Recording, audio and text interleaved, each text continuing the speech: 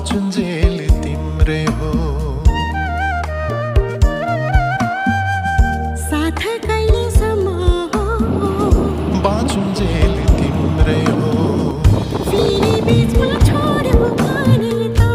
तिमीले कालै आइलगे मात्रै हो मलाई कालै आइलगे मात्रै हो साथ कहिलेसम्म हो बाँचुन्जेल तिम्रै हो अलिकति जाऊ न त अब हामी बोर्डिङ खुल्न लागेको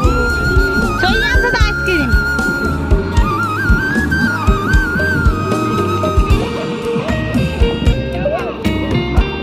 हामीले हिँडिरहनु भएको छ यता चारैतिर रेस्टुरेन्टहरू छ राम्रा राम्रा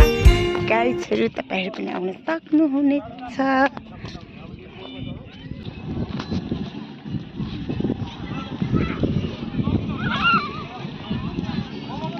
अब हामी खाजा खानेतर्फ लाग्यौँ